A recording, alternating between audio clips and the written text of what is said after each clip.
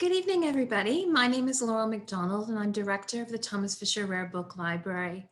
On behalf of the University of Toronto Libraries, I wish to welcome you to the 12th annual Johanna and Leon Katz Memorial Lecture. To begin, I wish to do the land acknowledgement, and since I'm at the University of Toronto, I wish to acknowledge the land there. So for thousands of years, it has been the traditional territory of the Huron-Wendat, the Seneca, and most recently, the Mississauga of the Credit River. Today, this meeting place is home to many Indigenous and Métis peoples across Turtle Island, and we're grateful for the opportunity to work on it. So thank you all so much for joining us at the 12th annual Johanna and Leon Katz Memorial Lecture. Johanna Katz was a remarkable friend of the Fisher Library, and we're very grateful for her generosity and for her substantial support of this ongoing lecture series. Over the years, the Katz Lecture Series has brought so many fascinating speakers to us to talk on the topic of the book arts, and certainly tonight is no exception. Colette Fu is a Philadelphia-based pop-up book artist and photographer. Colette received her MFA in Fine Art Photography from the Rochester Institute of Technology in 2003, and soon after began devising complex compositions that incorporate photography and pop-up paper engineering. Colette's pop-up books are included in the National Museum of Women in the Arts, the Library of Congress, the Metropolitan Museum of Art, as well as many, many private collections. Colette's numerous awards include a 2020 Joan Mitchell Artist and Sculptures Grant, the Morgan Dorfer Prize for the Best Paper Engineered Artist Book, and a Fulbright Research Fellowship to travel in China. In 2017, Colette created the world's largest pop-up book, measuring 21 feet by 14 feet, where people were invited to enter the book. This evening, Colette will introduce her ongoing series of paper-based pop-up books, or photography-based pop-up books rather, about the ethnic minority groups of China. Colette will also discuss how she began this project, how she ended up specializing in such a unique art form, and also all that inspired her along the way. Before we begin Colette's lecture, though, I just wanted to remind you that, like our traditional friends of the Fisher Lecture, there'll be a live question and answer period after the lecture, and you're encouraged to ask your questions throughout the talk via the Zoom Q&A, and we'll pick up on that after the lecture. So over to Colette in the lecture. Good afternoon, everyone, and warm greetings from Philadelphia. Thank you, Laurel, for that kind introduction, and thank you to Mr. and Mrs. Katz for establishing the fund that not only supports this lecture, but helps the Fisher Library purchase rare books. It's an honor to present my work to you today, and it's unfortunate that we couldn't do this in person, but I'm hopeful that things will get brighter soon. I'm presenting to you from my studio living room in South Philadelphia, about 800 kilometers southeast of Toronto. I've been living in Philly since 2005. I moved here shortly after graduating with my MFA in Fine Art Photography from the Rochester Institute of Technology, not far from Toronto. Actually, growing up, I spent most of my summers in Ontario. My uncle, my mother's brother, was a dentist in London, and we'd visit him almost every summer. I have fond memories of eating maple sugar candy and being fascinated by the smaller sized soda pop cans.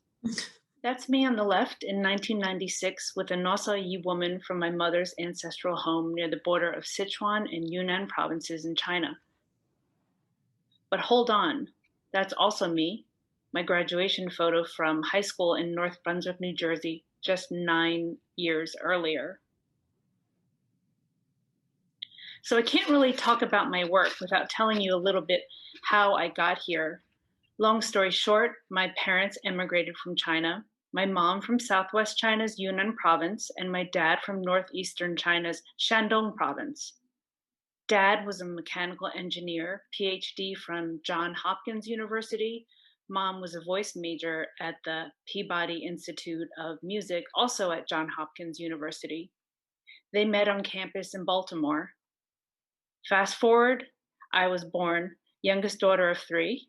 Fast forward further, I was a horrible college student, but eventually graduated from the University of Virginia with a degree in French language and literature. Shortly after graduation, I went to China on a student tour, and in Kunming, the capital of Yunnan province, pictured in red, where my mother was born, we visited a university for ethnic minority nationalities where the dean invited me to teach English. At home in Charlottesville at the time, I was only waitressing and working at a jewelry store, so I went home, packed my bags, and returned to Yunnan.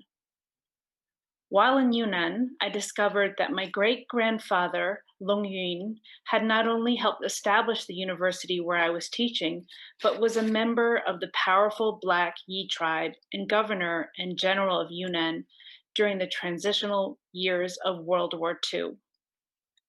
In Yunnan, I picked up a passion for photography to document life there to show my family and friends. I stayed in Kunming for 3 years. It was these experiences that helped me to find a new sense of pride and identity and encouraged me to pursue a profession as a photographer and artist. These are all photos I took in Yunnan around 1995-6, when my Mandarin language skills were good enough for me to travel alone all around the province. This is a bi-minority bride in Dali. The old woman of the village was blessing her with pink dyed lard. I started taking photos with a cheap Yashica point and shoot and then graduated to a manual Canon 35mm camera. All of these photos are of Yi people that were taken in the greater Liangshan mountains of Sichuan province, my mother's ancestral home.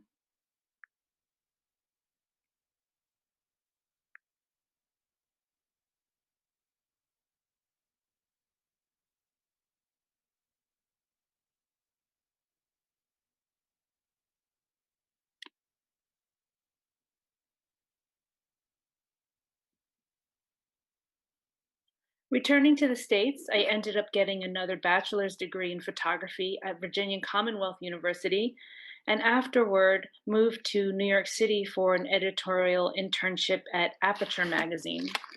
After the internship, I held several part-time jobs working at the Aperture bookstore as a production assistant working on a knowledge management compendium for NASA, as editorial assistant at the Foundation Center, and I was also a photo tech at the New School of Art all around Fifth Avenue. I had achieved my dream as a teenager of working near Aubonpan, but I wasn't making any art.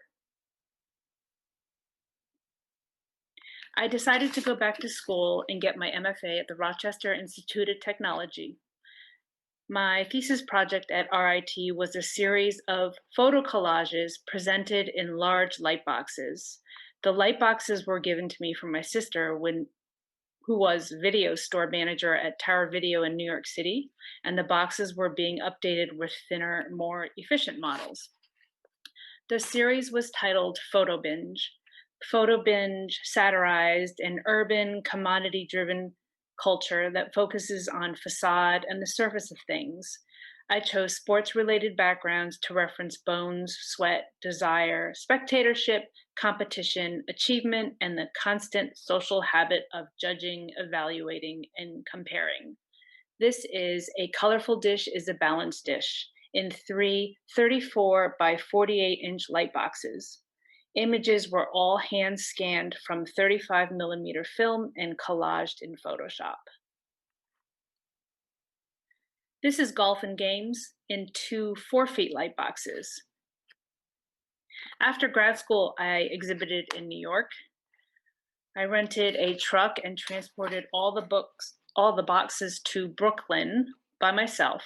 Not only was transportation difficult, particularly going through the Holland Tunnel, where I broke off my side view mirror trying to pass another truck, but storage then became a problem. At a Borders bookstore in Rochester, New York, I came upon Robert Sabuda's Wizard of Oz pop-up book. I was enamored, and then I saw a call for entries for an artist residency in Michigan at the Alden B. Dow Center for Creativity. I proposed that I wanted to learn how to make a pop-up book. That residency led to a series of more residencies where I focused on learning paper engineering by taking apart dozens of commercially published pop-up books and applying my newfound knowledge to photos from my thesis project. I started at the Malay Colony of Arts in Austerlitz, New York, then to Visual Studies Workshop in Rochester, New York, then to the Bemis Center for Contemporary Arts in Nebraska, then to Kimmel Harding Nelson Center, also in Nebraska, and then finally ended back up in Philadelphia.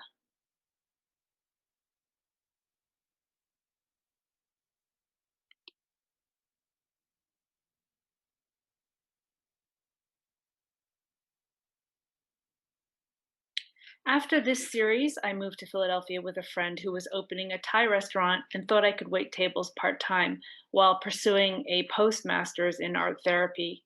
I decided to postpone my art therapy studies and eventually went back to more artist residencies and created a series titled Haunted Philadelphia over a 7-month residency at the Fine Arts Work Center in Provincetown, Massachusetts. I wouldn't have been able to focus on this kind of work without the support of all these artist residencies. This is Fort Mifflin, casemate number 5, Circuit of Fear. Fort Mifflin, known as the fort that saved America, dates back to the 1770s. Casemate 5 was used as prison cells for Confederate POWs, Union deserters, and other lawbreakers during the Civil War. My choice to merge an image of the casemate with the real image of a brain illustrates how the amygdala mediates fear through a visual stimulus quickly and unconsciously, sending our stress hormones into the fight or flight response. The hippocampus receives impulses from the amygdala and integrates them with previously existing information. But intense, stressful accounts may bypass the hippocampus and lead to uncontrollable physical symptoms. These unconscious fear-related memories imprinted on the brain can lead to deep-rooted anxiety, phobias, panic attacks, or obsessive-compulsive disorders. This is Academy of Music, subtitled An Imaginary Audience. Opened in 1857, Philadelphia's Academy of Music is the oldest grand opera house in the US, still used for its original purpose. Theatergoers have reported being pinched, having their hair pulled, and seeing a man in black lurking in the last row of seats. The imaginary audience is a mental construct of adolescent egocentrism, the belief that others are always watching, evaluating, and scrutinizing. This could lead to heightened self-consciousness and, in extreme cases, paranoia.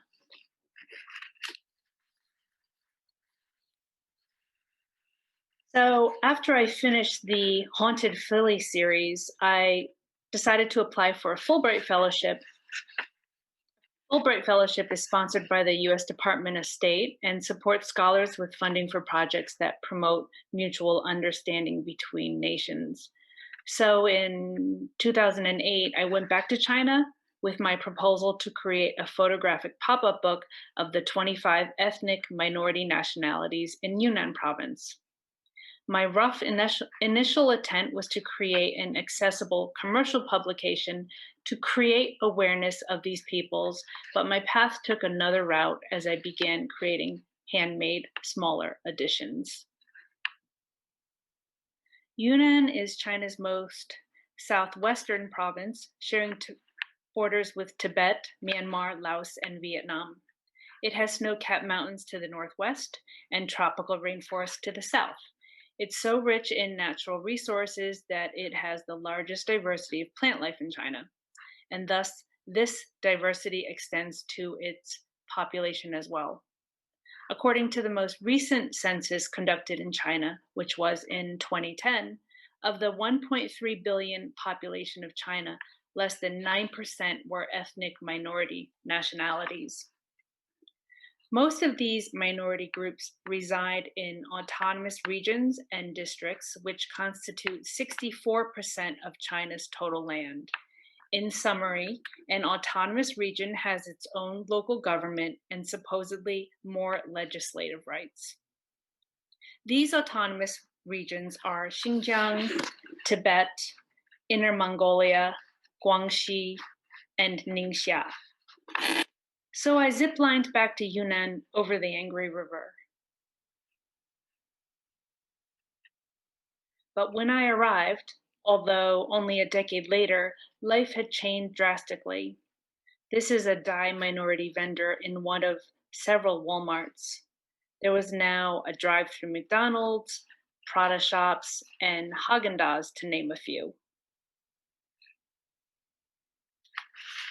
But I found that if you were able to just travel even a couple 100 kilometers away, you could find life as it seemed in the 90s. This is a scan of the actual map I used back then to travel around Yunnan. In bold lettering, you see where the largest concentration of people were that I photographed. Actually, it was from traveling and reading maps and menus that I learned to read Chinese. The Ashi are one of 27 branches of the Yi minority, of which my mother is. Annually, they celebrate their fire festival to honor the man who brought them fire. Legend has it that once when the Ashi were naked and hunting, heavy rains came down, sending them to shelter under an old tree. An old wizard, Mudung, appeared, rubbed some dry food together, and started a fire. The Ashi were no longer cold and learned how to cook food.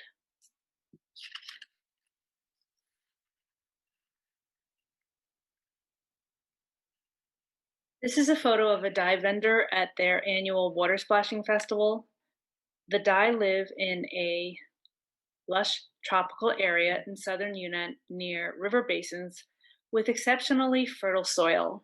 Their cuisine, I believe, is one of the least known but most flavorful culinary treasures in China.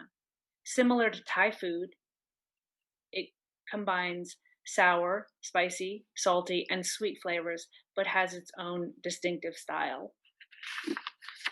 And here I've included a screenshot of the parts that go into a pop-up like this.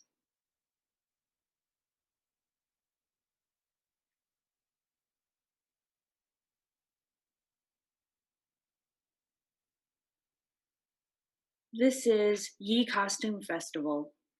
Long ago, there was a young couple in love. In pursuit of the girl, a jealous devil king tried to kill the boy. An old man taught the young girl to crow like a rooster to call out the sun and drive the devil away.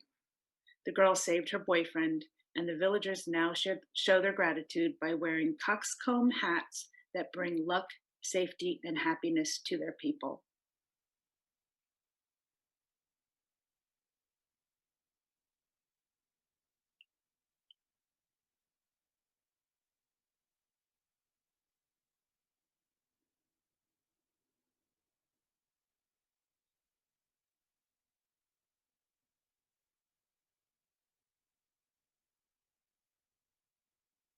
This is the story of Jingpo weaving. The Jingpo live in the land of peacocks in western Yunnan province.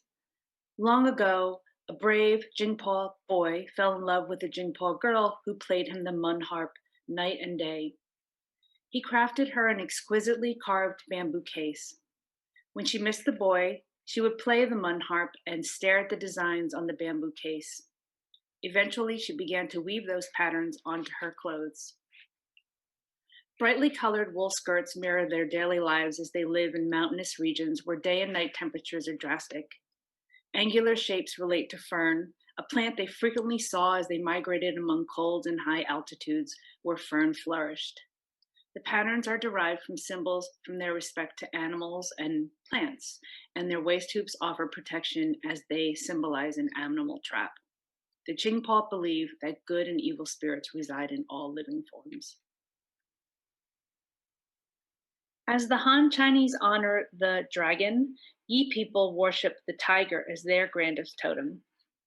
Annually, under the direction of the Black Tiger King, the Yi offer sacrifices and dance to reflect the journey and way of life of the Yi people. The men dress up in felted tiger costumes and visit each house to guard the village from evils.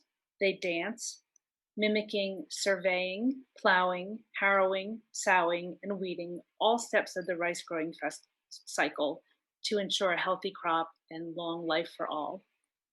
Thus, Loma, the Tiger Festival, was created to protect the village and display the Yi people's tiger-like strength and valor. In 2014, I traveled to Xinjiang province while artist in residence at the Swatch Art Peace Hotel in Shanghai.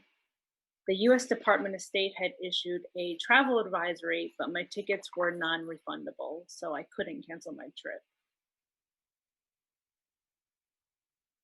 This book features typical and popular cuisine of the Uyghur nationality. In the front left, you see naan bread with traditional designs that are hand punched with a chicken feather stamp. The copper background is a classic kebab grill cart.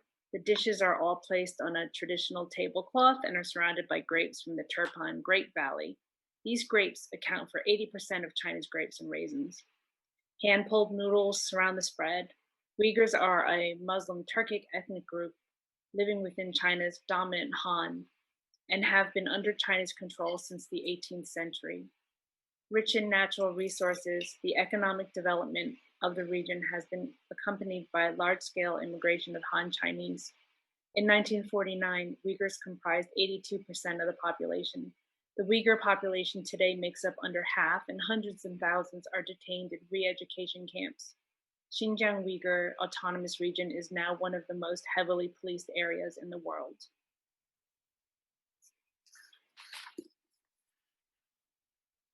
In 2014, I went to Inner Mongolia to attend the Nadam Festival, the festival of three manly sports: archery, horse racing, and wrestling. The colorful silk ribbons represent fire, water, earth, and air, with blue representing Mongolia, the land of eternal blue sky. Those who wear the ribbons have won before. They signify the wrestler as sacred, as those scarves are also worn by animals sacrificed to their gods. There is a legend about the great-granddaughter of Genghis Khan, who claimed that she would marry any man who wagered 100 horses and could beat her in wrestling. As a tribute to her, men now wrestle, wearing an open vest to prove to their opponents they don't have breasts. Some say that this story inspired the Italian opera Turandot. In Shanghai, while artist in residence at the Swatch Art Peace Hotel, a local entrepreneur asked me to design an oversized pop-up to showcase at an international exhibit he was hosting of pop-up books. This was the view from our kitchen at the hotel. I created I Love Shanghai, and a local fabricator created a larger copy of my design. Unfortunately, I was in Inner Mongolia at the time, so wasn't able to help with the fabrication. This is the view from the shopping mall, the exhibition venue looking down from the top floor.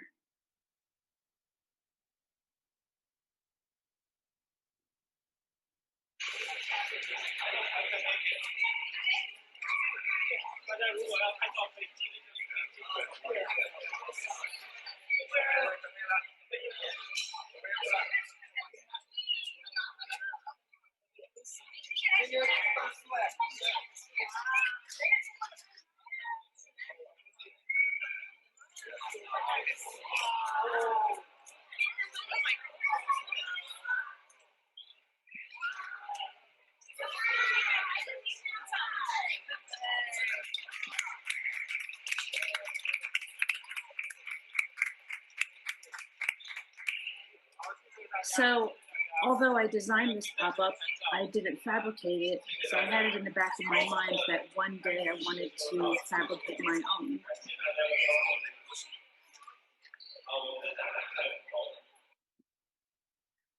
This is Taohua Yuanji, source of the peach blossoms.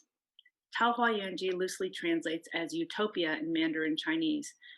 The book is inspired by a famous 5th century Jing Dynasty Chinese poem about a fisherman who visited an isolated peach blossom valley where people seeking political refuge lived an ideal, harmonic life with nature and each other. For centuries, Chinese people merely regarded this valley as imaginary. I visited a Zhuang minority village in 2008 that claimed to be the location of this poem. In 2017, I had the opportunity to create an oversized version of Taohua Yuanji at the Philadelphia Photo Art Center. We cemented large sheets of gator board together to create a lighter weight, stiff cover. My assistant and I rolled out vinyl carefully and methodically.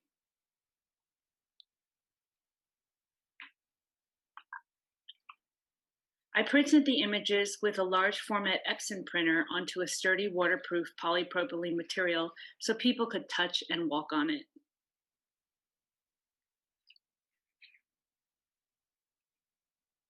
I double-sided the images to various thicknesses of cardboard.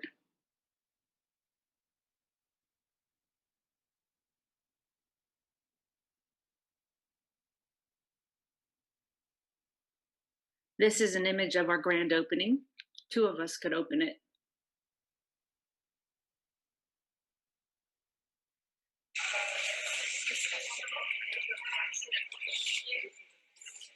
£200 for the cover.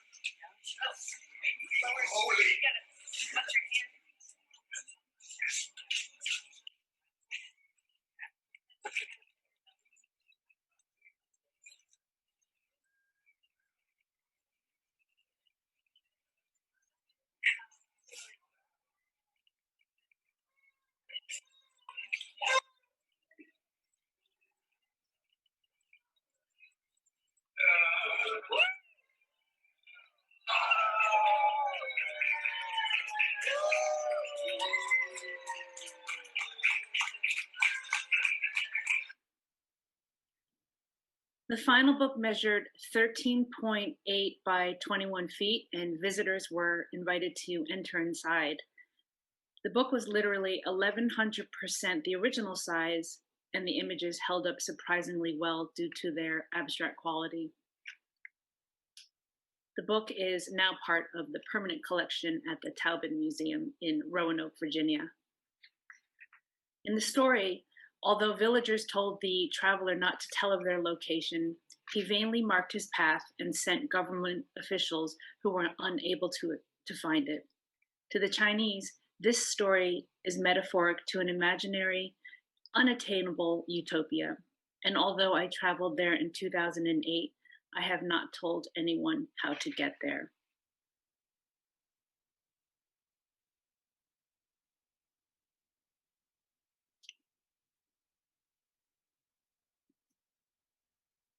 Now I'd like to take you to a small exhibit I've set up in the kitchen, and on the way we can visit some other books. This is Return to the Land of Deities. The Nashi mostly reside in northwestern Yunnan province along the foothills of the Himalayas. That was the character for shaman or dongba in Nashi dongba writing, which consists of pictographic glyphs which can only be interpreted by a dongba priest. Dongba religion is based on the belief that both man and nature are half brothers, born of different mothers and the same father. Its scripture places an emphasis on this relationship between man and nature, where man is punished for his exploitative abuse to nature. The glyphs here are from the ancient scroll painting The Road to Heaven, which depicts the journey of man as departed souls tortured in hell are reincarnated as man again before they are able to join the land of deities. The glyphs are merged with imagery of Jade Dragon Snow Mountain, a holy mountain and sanctuary of rare wild plants and animals in Lijiang province. This is Ashima. The Sani live in and around Stone Forest and are a subgroup of the Yi. Ashima was a young Sani girl engaged to be married to her cousin Ahe. Aje, the son of the village leader, tried to force her to marry him. Aje unleashed a trio of tigers to kill Ahe, who killed the tigers with arrows and escaped unscathed. But when Ashima and Ahe were playing by a river, Aja generated a flood, and Ashima drowned and turned into river stones, still waiting for her cousin. Sani people today can still hear her voice echoing in the forest and say that Ashima's suffering is their suffering. I selectively embroidered the background of the book with a pattern that is typical of Sani embroidery. My great-grandfather Longyin's calligraphy is carved in red above the ancient entrance. He opened the park to the public, and it is now a UNESCO World Heritage Site.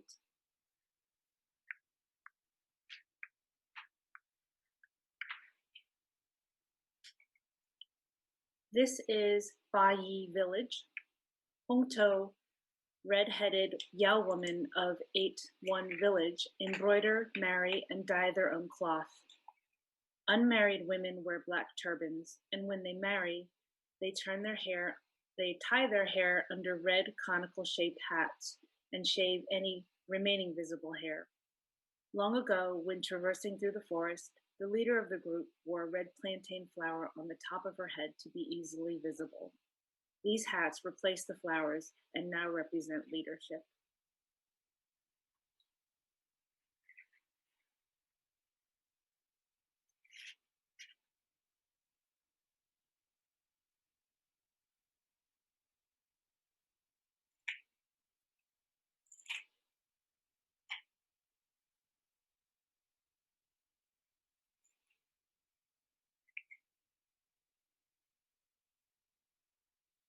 In 2017, I went to Qinghai province to celebrate Tibetan New Year. Thousands of Tibetan monks, pilgrims, and nomads annually attend the Great Monlam Prayer Festival, where a large tanka of Buddha is rolled out and sunned on the mountainside. Their communal prayers spread peace and help all beings overcome obstacles.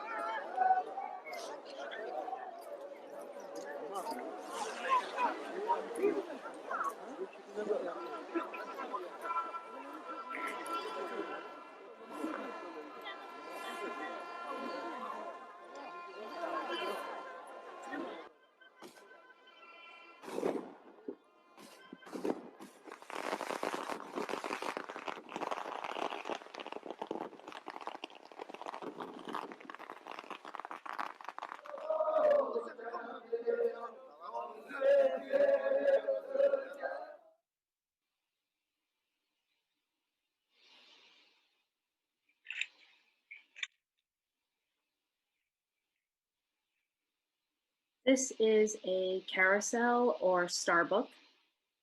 The Tibetan word Cham means dance. Performed exclusively by monks, the ritual dance cleanses evil spirits and provides moral instruction to viewers. It is said that the very core of the dances is to be a representation of the activity of the mind essence beyond conceptual thinking.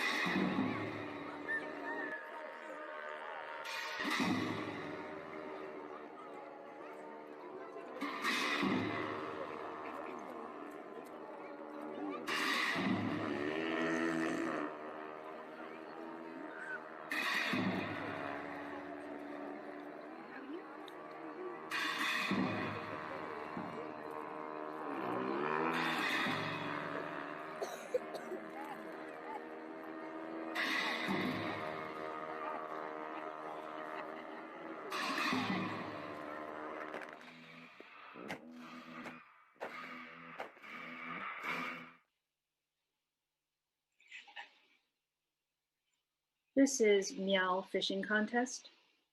The Meow revere spirits of the natural world and depict them in their embroidery.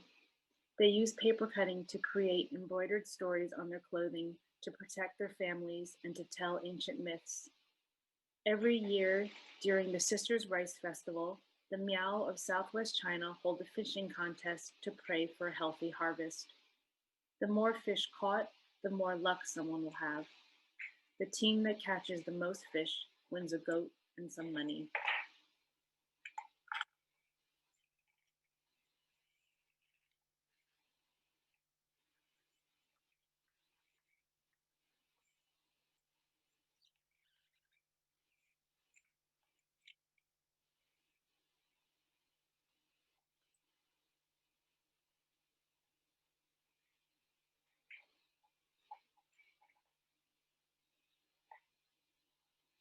The Wa live along the borders of Yunnan and Myanmar. They regard the wooden drum as a divine tool that has exceptional power and is the symbol of existence and prosperity. Wa women uninhibitedly swing their long, black, shiny hair to the beat of the drums. Their beat is slow and fast, representing anger and sadness, anxiety and happiness.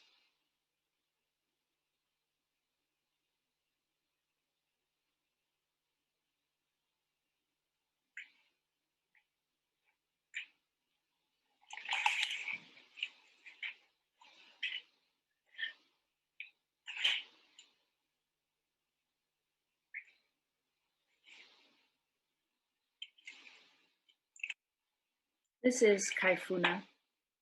Kaifuna is a Dulong woman in northwest Yunnan along the borders of Tibet and Myanmar. Using thorned branches and ink made from ashes of burned pine tree, Dulong girls got their tattoos at puberty, and each clan had its own set of designs.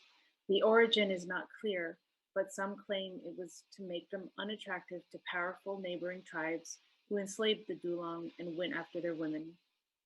Dulong women believe their tattoos resemble butterflies and that the souls of their dead turned into butterflies. As of 2019, there were only 20 tattooed Dulong women left. And this is for the ancestors. The Bima, a Yi shaman, performs various rituals to honor and appease their ancestor spirits.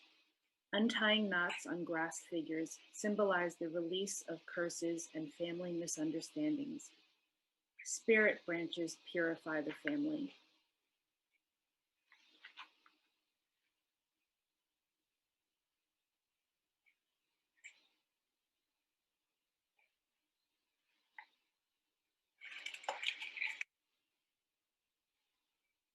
And finally, let's go outside and see a day in the rice terrace fields.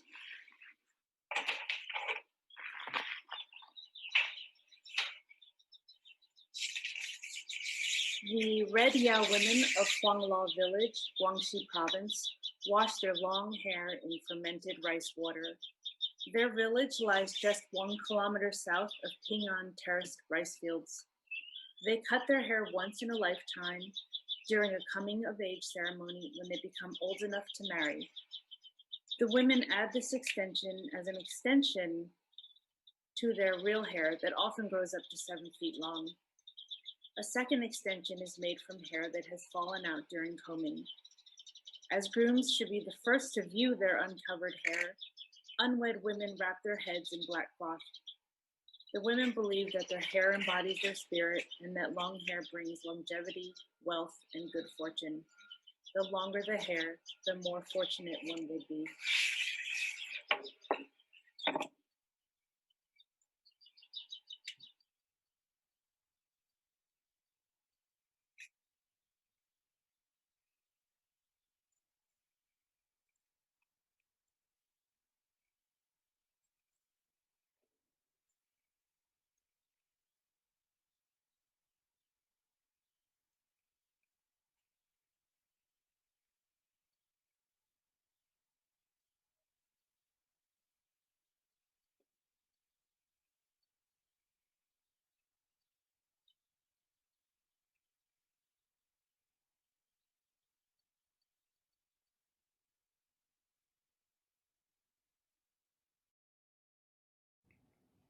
Now I'd like to demonstrate how to make a quick pop-up card. This is a peach blossom, which I thought was appropriate as spring has finally arrived for many of us. I have some dashed lines on this template. The pink dashed line designates a valley fold, and the green dashed lines designate mountain folds. A valley fold is, if you're not familiar with these origami terms, a valley fold is where you fold up, and a mountain fold is where you fold down. So we're going to cut out this whole flower with the mechanism. This is the background, and I'm going to remove it from the sheet.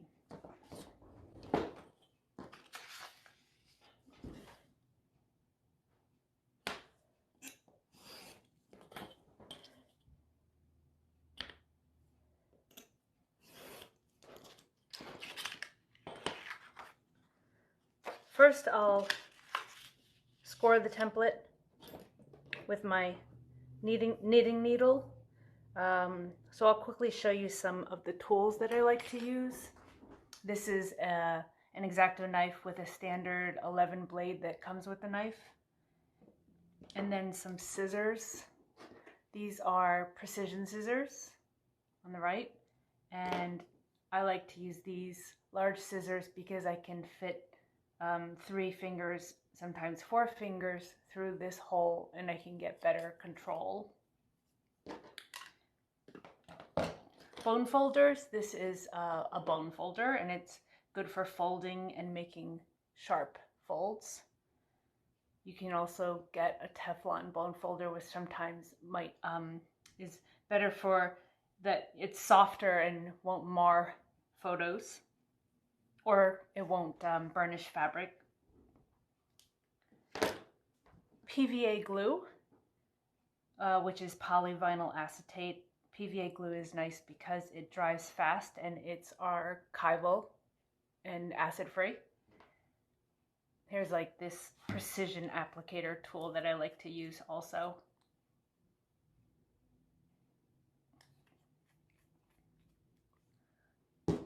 And then just some metal rulers.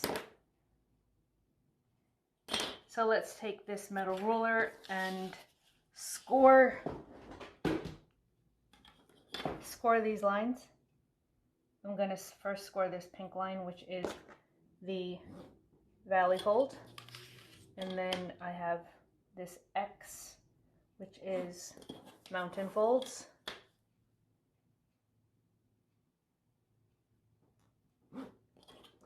There's a mountain fold here and a mountain fold there.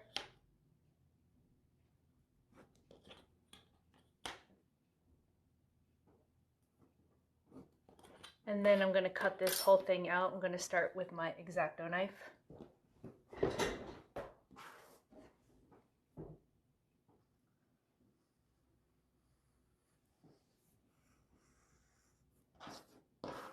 So often I like to move the paper rather than moving the knife as much. Same with scissors.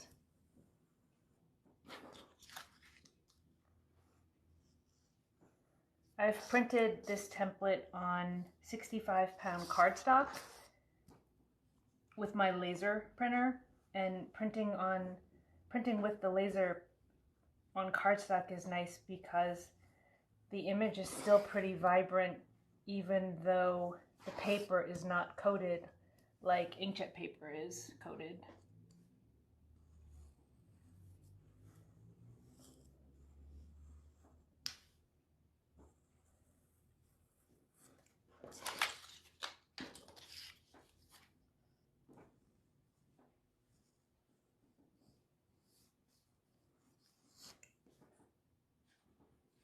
I like to use scissors almost as much as I like to use an X-Acto knife. So I'm just gonna finish up here to show you how I might use scissors to cut.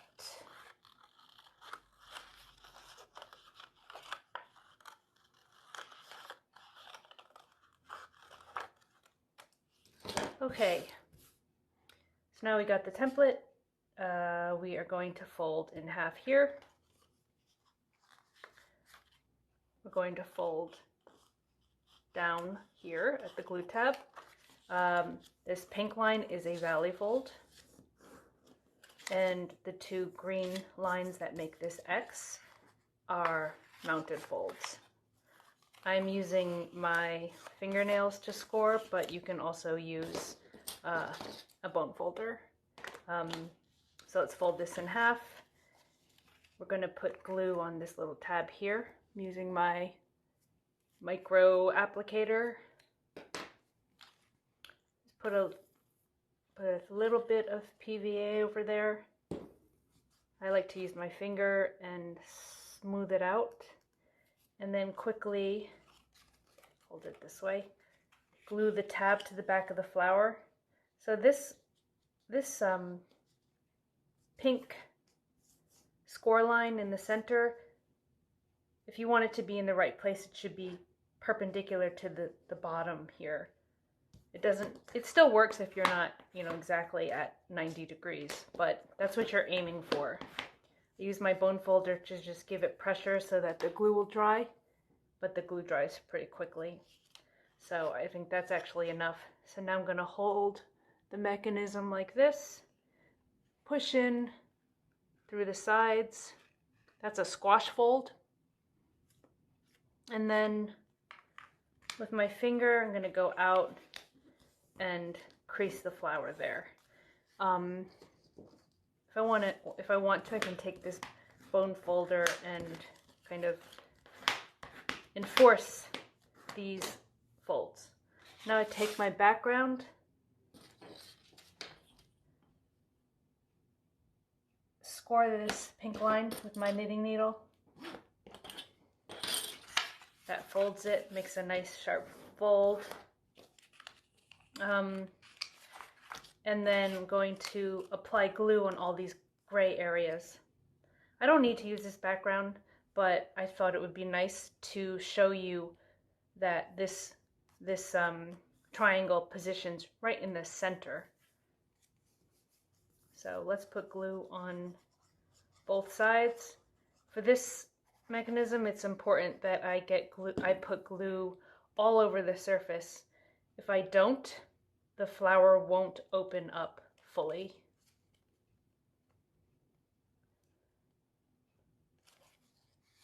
Okay.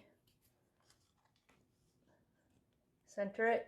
Make sure that point hits the center line of the background, and then just apply pressure.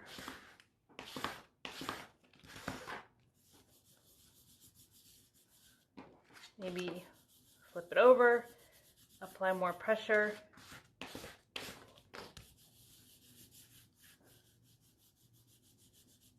And then you can open it up. So it actually opens up this way.